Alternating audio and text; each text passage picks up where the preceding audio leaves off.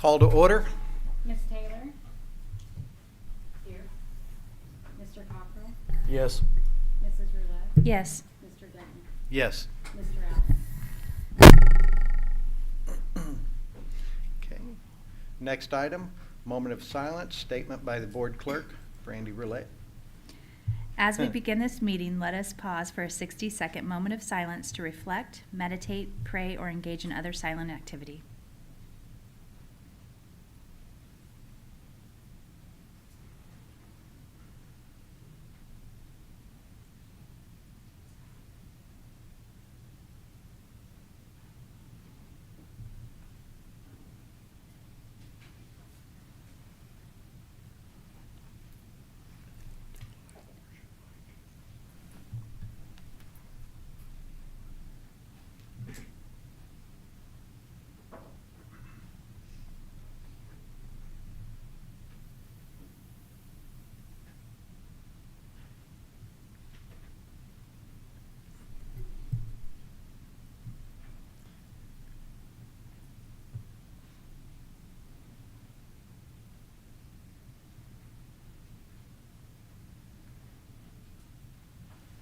Thank you. Okay. Next item is the Pledge of Allegiance, and we are going to be led by Carson Lay. If you will come up, young man, and we can have you to go over by the podium right over there, if you will, please.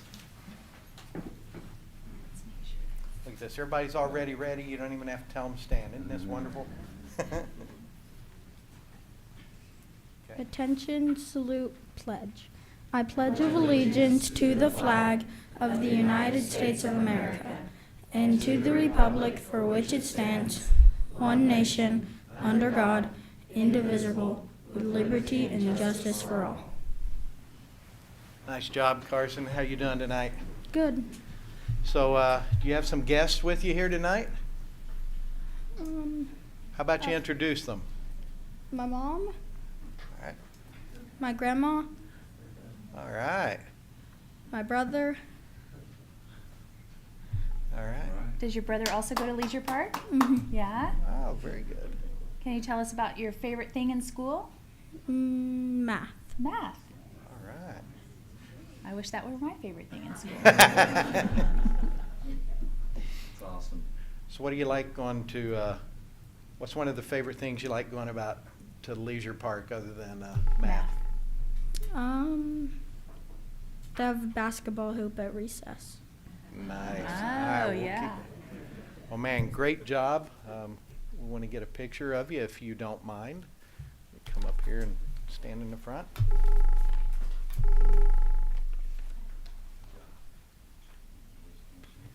up here around the corner. You gonna come? Start.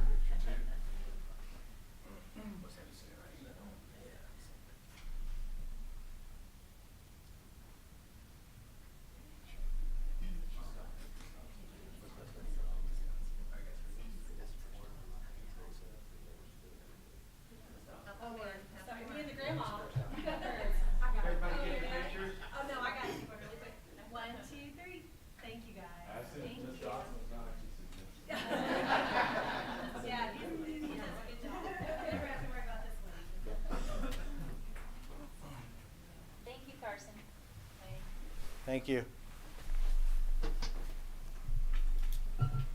All right. The next item is the approval of the regular board meeting minutes for March 7th. Any comments? Questions? Okay. I'll make a motion to approve it. I'll second that. Motion made. Second. Please take the roll. Ms. Taylor? Yes. Mr. Cockrell? Yes. Ms. Roulette? Yes. Mr. Denton? Yes.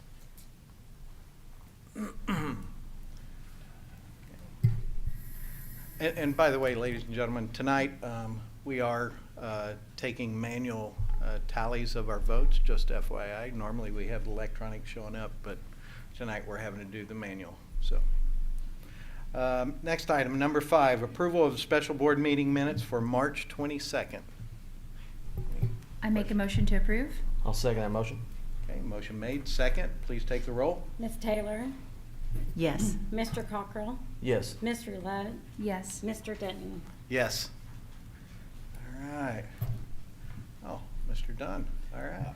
I am stepping in for Dr. Dale. Oh, okay, perfect, perfect. All right. Well, good evening. This is always fun to do. Tonight, we are going to recognize Mr. Darren Davis.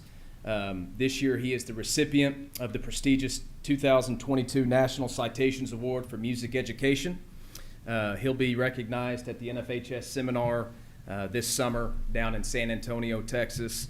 This citation is one of the highest awards presented by the NFHS, who's also the governing body for all of our athletics and fine arts and student activities in the state of Oklahoma. It's a national organization.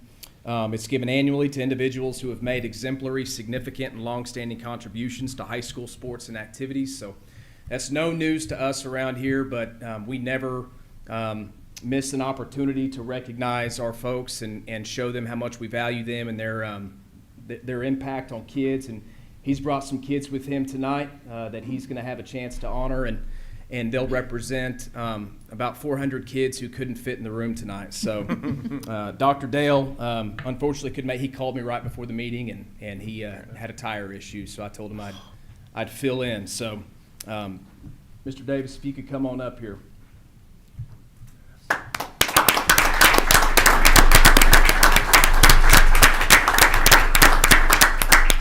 So I talked to Mike Plunkett. He's retiring at the end of this year, but he is the OSSAA Fine Arts staff member that represents the state of Oklahoma. And we go way back when I was in school, but he said this is a huge, huge honor in the world of fine arts, and it's a nationally recognized. He was named, I think, Region 6 Citation Award winner last year, and so that made him eligible for the national award this year. So won it, and we're very, very proud. Mr. Davis, can you talk a little bit more about the award and what it means to you?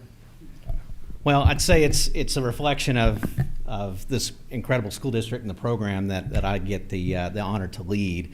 It's also a testament for the incredible student musicians that the staff and I get a chance to work with every day.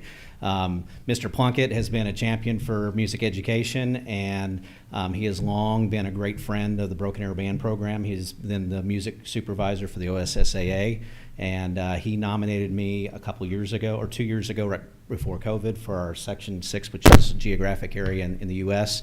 And I had kind of forgotten after I had received the Section 6, and he called me in January to say, congratulations, you're going to receive the National Music Educator Award. So it's very, very humbling, and I'm proud to accept that on behalf of the Broken Arrow District. So thank you so much for honoring me. I appreciate that. So, Mr. Yeah. Davis,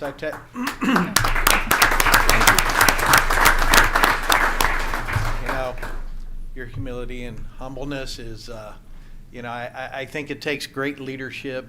I mean, you have done incredible things throughout the district here and in Broken Arrow, and I mean, to be recognized nationally, I think it's well deserving. I mean, people know you, people know this program, and again, I think a lot of it is you have great contribution to this, and throughout the whole years, you've just done an amazing job, so thank you for your service. Thank you so much, Mr. Denton.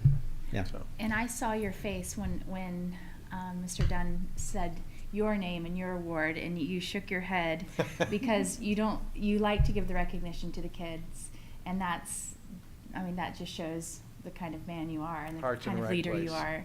Thank you. And we appreciate you. Well, what I really came here for tonight was to brag on kids. I Not know on me. that. So tonight I'm here Next to present the Grand National Champion Trophy to our school board on behalf of our 300 plus members of the Pride of Broken Arrow. It was pretty special to return back to a full competitive season after the COVID absence that interrupted bands across America. And going to Grand Nationals with 300 of the most inspiring kids that I've ever been around says a lot about our community and our program, and certainly our teachers, our staff that teaches them every single day. That there are days that it's not the best job in the world to be the band director at Broken Arrow, but I tell you, when you go to Grand Nationals, you couldn't be any more on cloud nine to have students like these. Are 3 of our drum majors and 300 others just like them. So I'll brag, but even though it's not about placements and awards, our goal every year when we go to Grand Nationals is to be competitive and to have memories that will last us long after the performance or the score is given and the trophies are handed out. But it certainly doesn't hurt to be recognized as the highest score in the history of BOA Grand Nationals and winning Grand Nationals again for our 4th time since 2006. I couldn't be more proud. One thing I will tell you is there's an influence that Broken Arrow has outside our community that we may or may not appreciate. And even I don't fully recognize that. But these students can be a testament. When they wear their Broken Arrow jackets in the city of Indianapolis during Grand Nationals weekend, they become instant celebrities and ambassadors for our community outside our neighborhood and our state. And I couldn't be more proud of how they carry themselves and act as young adults. So, on behalf of the Pride of Broken Arrow, I want to present the Grand National Trophy to the school board and Mr. Perry and the school board. Thank you. What an incredible day. So let's introduce the... Yeah, I'm going to let them introduce themselves if you don't mind. And then, Please. of course, I've got, I saw Dr. Pence is hiding around here somewhere. Go ahead. My name is Chase Johnson, and I had the absolute honor and privilege to be a drum major. I'm a junior this year, so I will get to return next year. But it was really an honor this year because being a drum major is so much different from being part of the horn line. Being part of the horn line is incredible, but being a drum major, you get to be behind the scenes, and because of that, you're allowed a little more freedom. And in that freedom, I was able to find that I was able to make my relationships with the other kids of the programs and the other kids of other programs, the other drum majors that we were able to meet and their directors. It was just a truly special experience being able to connect with them through something that is nationwide. Awesome. Thank you. Hello everyone, my name is Kaden Cox and I was a junior drum major for the past year in the Pride of Broken Arrow. And I just want to say thank you to Mr. Davis, Dr. Pence, and all the directors for allowing me this special opportunity this year. And I just wanted to share with you guys my favorite memory throughout the whole year was not accepting the trophy, was not, being awarded the highest place. It was after the fact where all the drum majors were on the field and the band were still in the stands, and they came down through the tunnel, and it was just so special to get to see the looks on their faces, and just to hug each one of them and to honor that memory.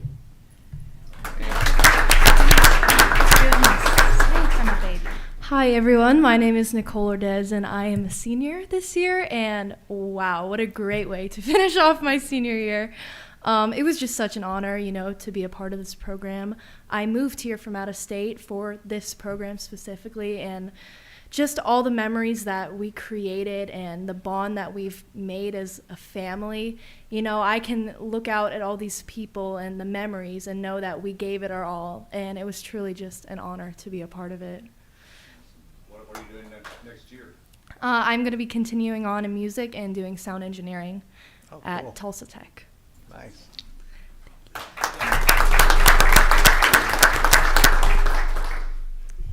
And my name is Dr. Kelly Pence. I'm the Associate Director of Bands here at Broken Arrow. And I would like to say that none of this happens without the incredible community support that we have, the incredible support from our administration, from our school board, from our principal, our principals, sorry, because we're 9 through 12 in Pride.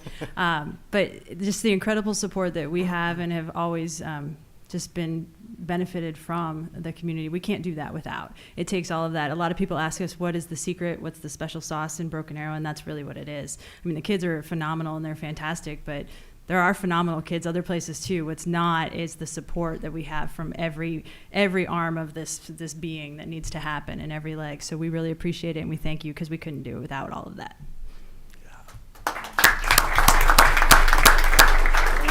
I don't know if a lot of people realize, but the past 2 years during COVID, when a lot of bands were taking an easier route, I felt, of not marching. These directors and kids were out there every day, still had a band season, and they had a performance and worked hard even though, and dealt with all the, the parameters we were dealt with that we had to work within because of COVID.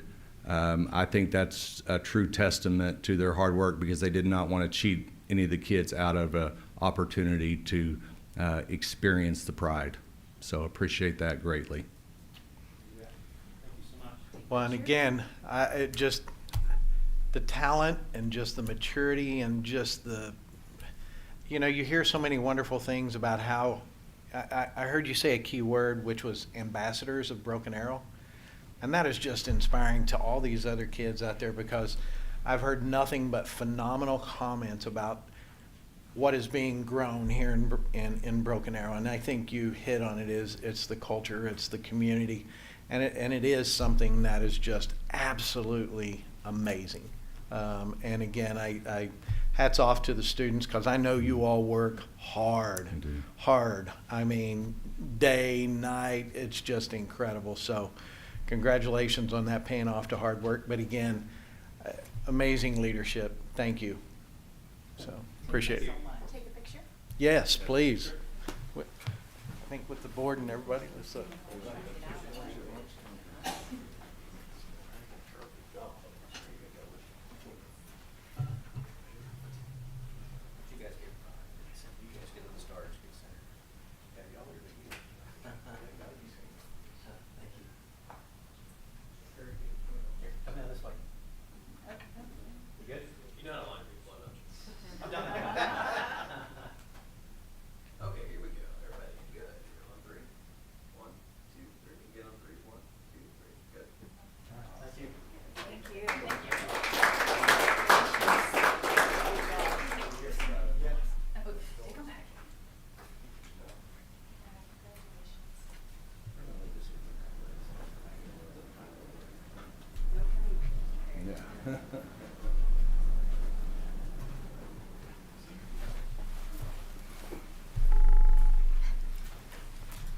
glad to see we got a couple of juniors left over. We'll see y'all next year, all right?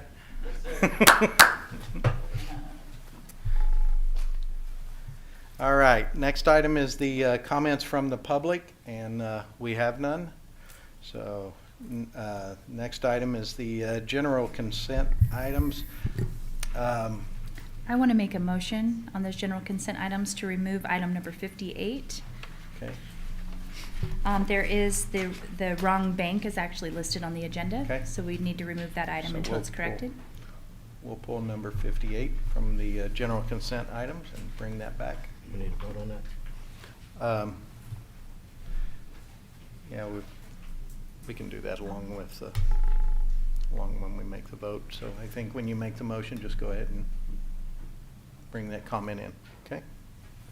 So Oh, okay. if So that's the only change, go ahead and make the I'll make a motion. motion to approve the general consent items, number 10 through 61, with the removal of number 58. I'll second that. Okay, motion made, second. Please take the roll. Miss Taylor? Yes. Mr. Cockrell? Yes. Miss Roulette? Yes. Mr. Denton? Yes. Okay. Next item, Mr. Shepherd, all right. Good evening, everybody. Good evening. Mr. Perry, Board of Education, good to be here tonight. Just a real quick item here on the Spring Creek HVAC replacement. We went through the sealed bid process. Got the bid tab here. We had 7 contractors bid on HVAC replacement at Spring Creek Elementary School. And we'd like to award that to Omni Mechanical at $74,887. Everything was done in pursuant to the Competitive Bid Act with help from Kathy Metavelis, with a big help to us. So we'd like to present that to the board tonight for approval, if possible. All And any questions? Open any questions too. right. Item number 62. No questions? Okay. I'll make a motion to approve. I'll second that motion. Okay, motion's made, second. Please take the roll. Miss Taylor? Yes. Mr. Cockrell? Yes. Miss Roulette? Yes. Mr. Denton? Yes. All right. Thank you very Thanks, much. sir. Appreciate it. Mr. Shackelford. Good How you evening. doing tonight, sir? Good evening, Mr. Perry and Board. Tonight, I'm asking you to approve the proposal submitted by Watchfire Signs LLC for $96,572.84 to install video boards inside the existing scoreboards at Tiger Fieldhouse. The video board will be purchased from the building fund. Also, just a side note, Watchfire will be providing a 5-year warranty. They will also, which also includes software, computer and student curriculum. And also, the request for proposals was conducted pursuant to Board of Education procurement policies. So at this time, I'd ask that if you would approve that request. Mr. Shackford, just one comment or Okay. question. My understanding was that Watchfire wasn't the cheapest bid, but part of that rationale was that, and we accepted them because we got a better warranty and we actually got a holistic package, whereas we would have had to spend some That's extra correct. funds for it.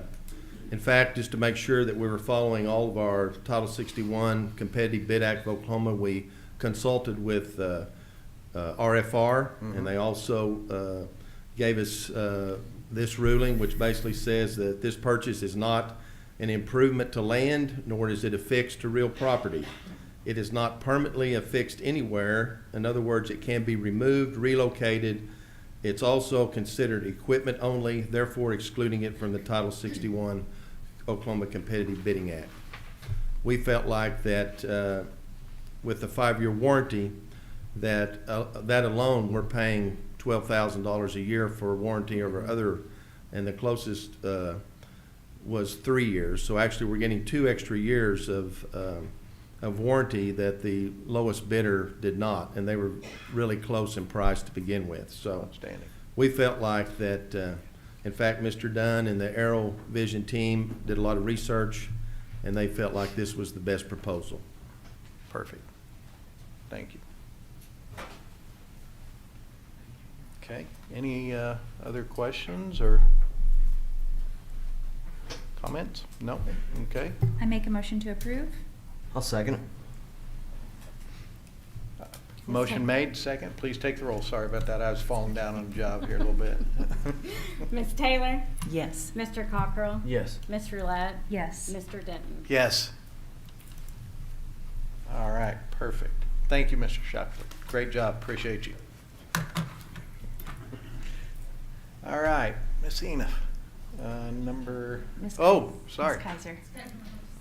I did jump ahead. Man, I'm acting like Steve Allen now.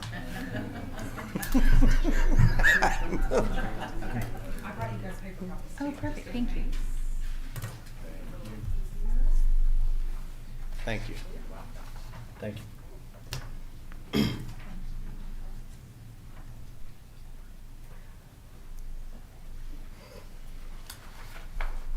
I am Rachel Kaiser. I'm the Director of Social and Emotional Learning and Health Services for Broken Arrow, and I'm here tonight to share information and to seek board approval for us to enter into a contract with Panorama Education to create and disseminate some surveys of our students and our staff. Oh, that's okay. They have paper copies, so it's all right. So I went ahead in my presentation and just outlined our board goal again, kind of the driving reason behind why we decided to look into the need and the kind of surveys that would help us to best meet our students and our staff members' social and emotional needs. So you can see the board goal listed there. Just as you wouldn't want your doctor to recommend surgery without, really diving in and getting clarity about what issues might be going on, we too don't want to assume that we clearly understand what our student and our staff members' needs are with regard to their social and emotional well-being. And so we felt it was very important to start with just some data gathering. We believe that the surveys that we will create with the help of Panorama Education will help us to clearly understand how we can best support and grow the number of caring adults that we have available to students in our district, help us to build relationships both between staff members and between students, student to student, and both student to staff. foster a sense of belonging, and then help us to implement some tiered interventions for students who may have some needs. Our contract will include 2 really wonderful aspects. The first would just be access to a team of professionals who create surveys for a living and provide guidance to schools in how to best do that, to really get the information that we're seeking. It also allows us to access their question bank, which has nationally normed questions that we can select from, and we will customize our own surveys. We're not giving their surveys. We're getting to go in and choose questions that we feel will really help us in our district to meet our students' needs and to address needs that our staff members might have. So we will control all the content in our surveys. They'll also allow us to access our data, to help us to be able to share that data with individuals who need to know and can help us to use the data to respond to needs through a data dashboard. That's really helpful in helping us to kind of disaggregate it and see what our needs are. Who will be surveyed, how often, and is participation required? I was trying to think of what questions you might have right off the bat that I could answer beforehand. And so the first portion of this slide just kind of talks about the student surveys. We're really looking at 2 components from that student view. We want to know about the student view of the classrooms that they're in and the feel of those classrooms and the teaching that's happening every day, as well as how they're feeling about the school climate that they're a part of. Some sample student questions you can see are listed here. Some sample questions could be, if we chose to select these, how often do your teachers give you feedback that helps you to learn? How connected do you feel with the adults at your school? And how likely is it that someone from your school would bully you online, right? Like, we can actually target some questions to some issues that we really want to tap into and see how pervasive of a problem might this be. Our staff surveys are going to help us look at the adult social and emotional needs of our faculty. And they're going to address such topics as adult well-being, capacity and efficacy around supporting students' academic, social, and emotional learning, school climate, relationships, and staff views of the effectiveness of school leadership. Some sample staff questions are, how useful do you find the feedback that you receive about your teaching? How knowledgeable are school leaders about what's really happening in teachers' classrooms? And what ways have you found to manage work stress effectively? The surveys would be administered 3 times a year. We're looking at beginning of year, middle of year, and end of year for students and staff. And of course, these surveys would be completely voluntary. Staff would have the option of just not responding to the survey link when they received it. And parents would be informed ahead of time before surveys are administered and could choose to opt their student out if they did not want them to participate. We would also make those questions available to parents so that they could make an informed decision about whether or not they wanted their student to participate in the survey. What questions do you have? I have one question. The cost to the district, is that recurring, or is that a one-time fee? So it would be per year. This is the cost for next school year. We asked that our contract allow us the opportunity to step away from after a year if we did not feel like it was effective, or if we learned some things through that and decided to go a different way. We would be using ESSER funds that have been provided, and so the total cost would be $48,715 for next school year. We would receive, there are other components to our contract. We would be working, as I said, with that team to develop the surveys, and then they would follow us through in just ensuring that we clearly understand how to use that data and provide relevant professional development to those people who would need it on the survey team. I have a question. Sure. Thank you so much for that. That was good information. So Panorama would be helping with the surveys. That is not necessarily meaning that social emotional learning curriculum is used throughout the district. Right. They do have what they call their playbook, which is a compilation of lots of really great curriculum that's out there and available for purchase, but they receive portions of it for free and make it available to those people who choose to contract with them. It would be something that we could make available to our counselors, but we would go through that and vet those and ensure that we were providing and recommending things that we felt like our district was on board with. And so these surveys, you said, would be 3 times a year, so that would be district-wide, so like on a certain day, the 10th day of school or something, and then before Christmas break. Yeah. Mm-hmm. And so the parents, because they would have to have written consent, right, Mm-hmm. for like a psychological testing. And so how would they know would they be able to go online and see that survey so they could see if that's something they want? Yes. This would be very different from a psychological exam. This would be much more generalized and broad and really more about just students' perceptions about school and the classroom. But yes, parents, we could seek permission either for the student to take the survey, or we could offer an opt-out. It really is more feasible for us to offer an opt-out and be really good about communicating with families about when that assessment window, when that survey window is going to happen. We would set the dates or the window of dates. We like to give schools some flexibility in when they would administer the survey, just as we do with other universal screeners that we give to students with regard to academics.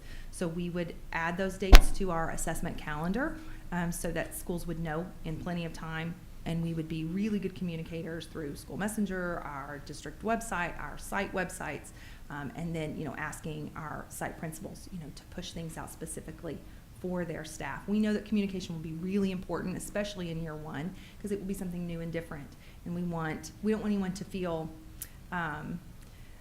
mistrustful of why are we doing this and where is this information going and what are you asking my child. So we would be very transparent, have those questions available if parents want to see them, and then communicate when the window would be. Yeah, and that's what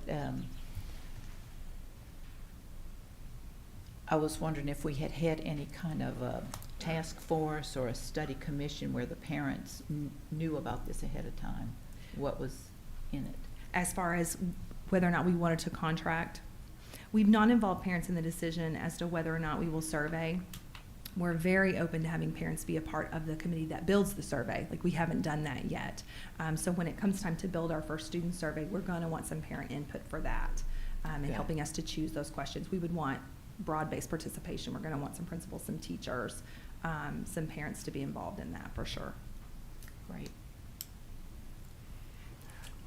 Along the lines of some of the surveying, and maybe that's part of it, but is some surveys, you want to have anonymity, and others it's not as relevant. But is this, again, part of the discussion, or maybe some of the committee discussion that we have, is it anonymous, or is it, some people get, a little sketched out about me putting myself out there and answering questions like that, whereas sometimes you get a little more honesty from the anonymous Absolutely. Approach. So, and we do realize that we for year 1 we're looking very broadly. Sure. Our goal would be to look at the survey data. Probably as small as we would get would be at down to the site or even the grade level, but not looking necessarily at individual students. Definitely not individual staff members. I mean, that would be a very anonymous. Right.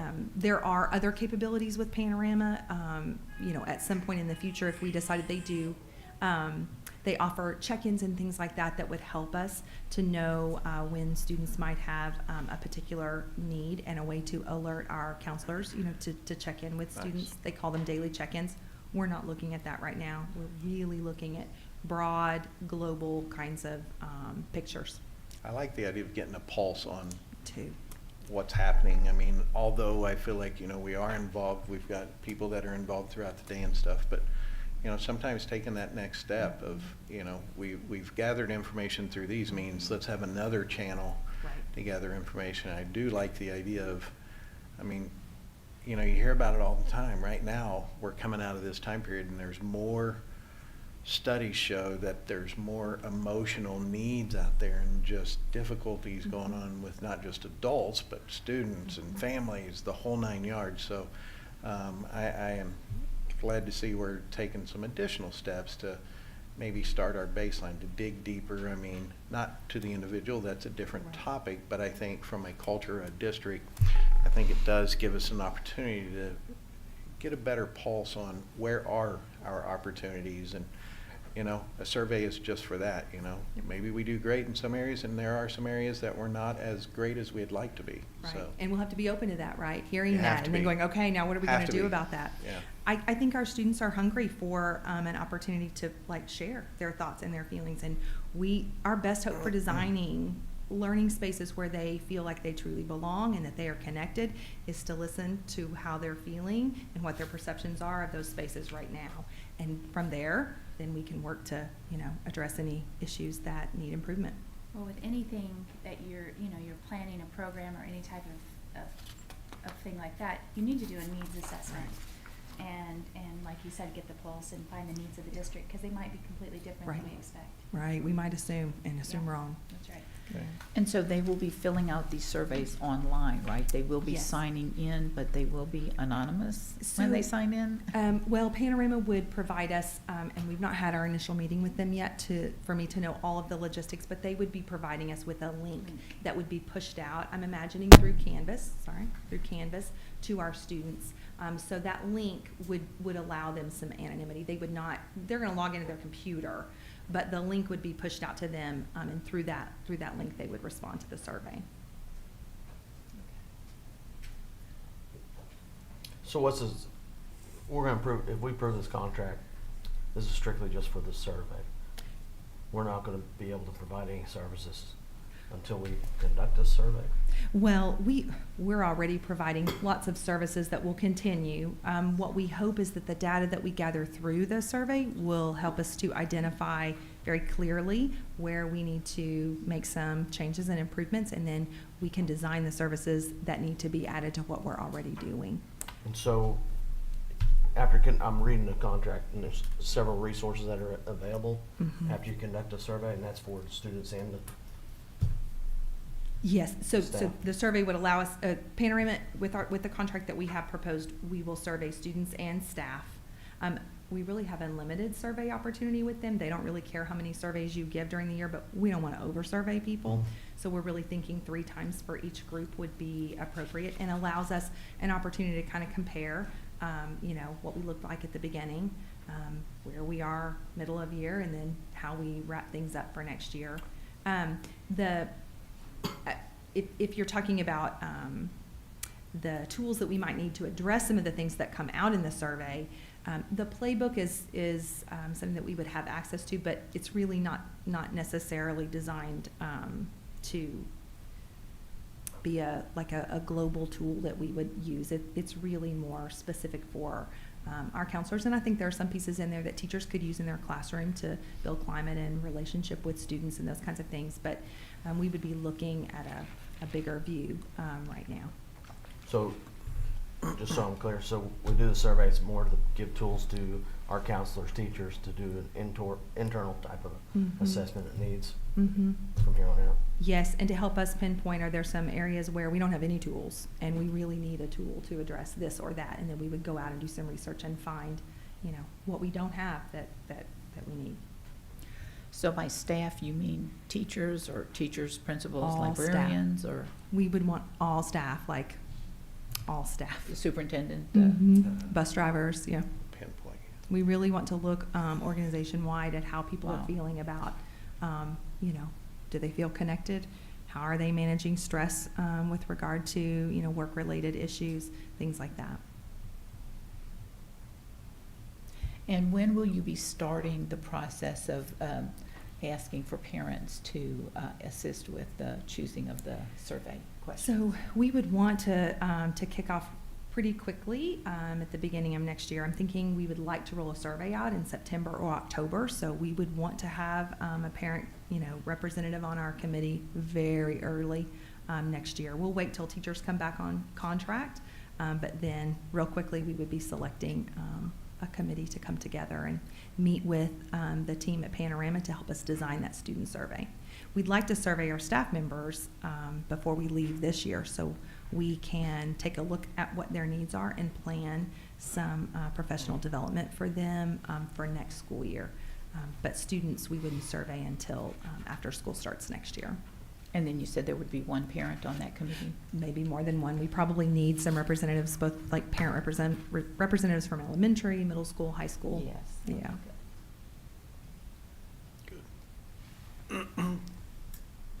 All right. Any further call?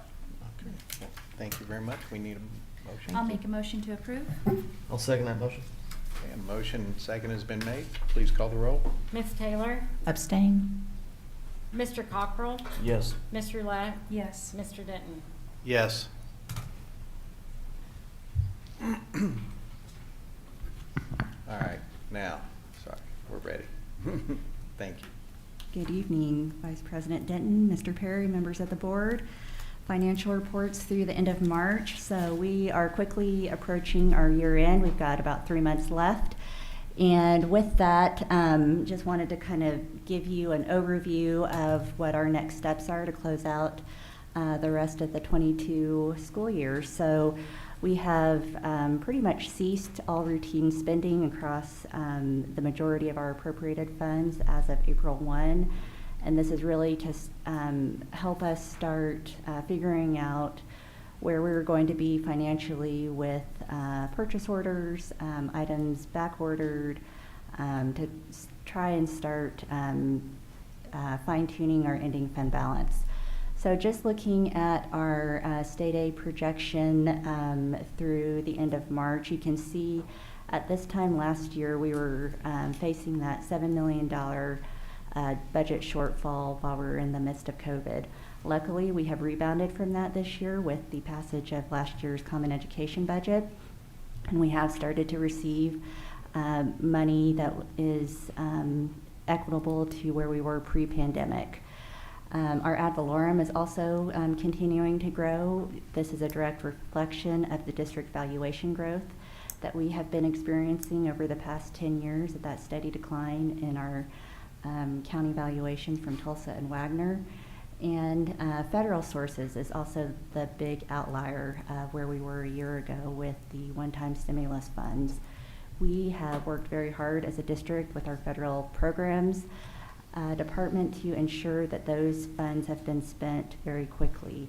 The majority of what we have received in our third ARP package has been expended this year. At this point, we're looking to carry over about $2 million into next year, but the majority of that $14 million allocation has been spent in one way or another this year. A large majority of that was spent on the one-time employee retention stipends that were given out earlier this year. And so in looking at our growth with ad valorem dollars and our state aid, one of the things that we are watching very, very closely is the impact of inflation on the district and how that's affecting our purchasing decisions, our staffing decisions, because what we're experiencing right now with the cost of everything going up is our ad valorem and our state aid growth may not be able to keep up with that. And so that's one thing that will be a big question as we head into fiscal year 23. In building fund, again, ad valorem is the main driver of revenue. That, again, inflation is a key issue with building fund with the cost of materials and supplies going up. We're watching that very closely. And child nutrition, you can see the shift in how local revenue has been replaced with federal revenue, with all kids eating free this year, and the claims process going through that. And so that is one thing we are very grateful for, our child nutrition program being funded and not in danger of needing relief from the general fund where we were a year ago. That was a very big question for the district. That fund has always been self-sustaining and be able to keep up with their own expenses, but when the pandemic hit and everything came to a halt, that really changed the face of that program. And so luckily they are back on track with their revenue projections. Looking at our expenditures, salaries and benefits is obviously the majority of our budget. The one-time stipend is the biggest change from where we were a year ago. We have added back some key positions in the classroom to maintain class sizes, and so going into next year again, we will be looking at taking into account our ad valorem growth with whatever our final state budget comes to be at the end of this legislative session. At this point, we have not heard any major infusion into the Common Ed budget. At this point, we're counting on a flat budget. But again, with the cost of inflation, that's not really a flat budget. That's so a lot of questions still to be answered.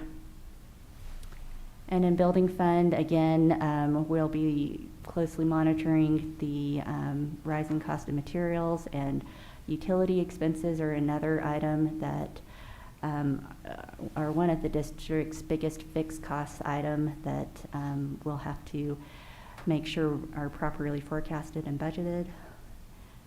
And you can go ahead and go to the end. Just want to say a couple things about our ending fund balance. Is again, this is kind of the time and season that we start looking at that. That ending fund balance has climbed, obviously, with our one-time funds, but with our district in a growing state, we are continually adding things and positions and programs, and that's wonderful. But with that comes a bigger ending fund balance need to get the school year started.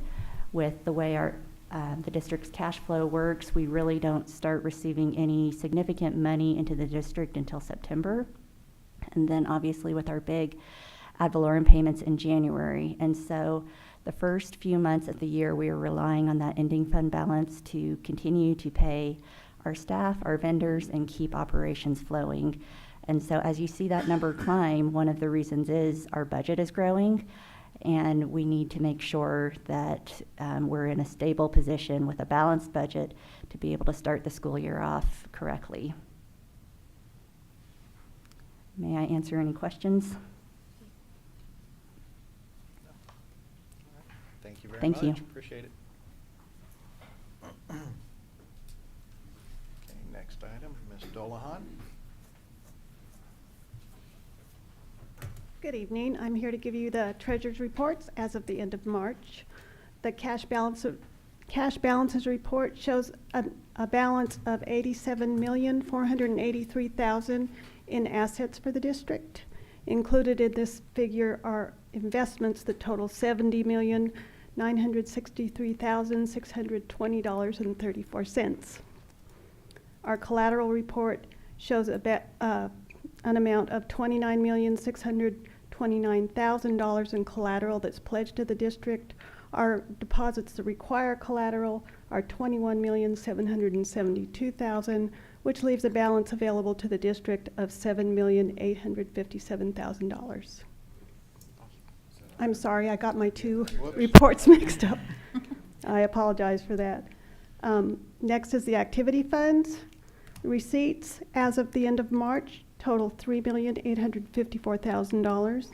Disbursements total $2,612,000, with a balance in the activity funds of $5,253,000. Awesome. Any questions? That matches the lineup. There we go. Thank All you. right. I just knew what you were going to do. I'm used to it being the There other you way. go. So we already had the discussion on number 67 as well, too. Yes. So, Ms. Metavelos. Good evening. Good evening. My first item tonight are the change orders. And this report shows a decrease of $170,322.16. Recommend approval of those change orders. Questions, comments? Welcome a motion. I motion to approve. One second. Okay, motion and second. Take roll, please. Ms. Taylor? Yes. Mr. Cockrell? Yes. Ms. Roulette? Yes. Mr. Denton? Yes. Okay, number 69, Ms. Metavelos.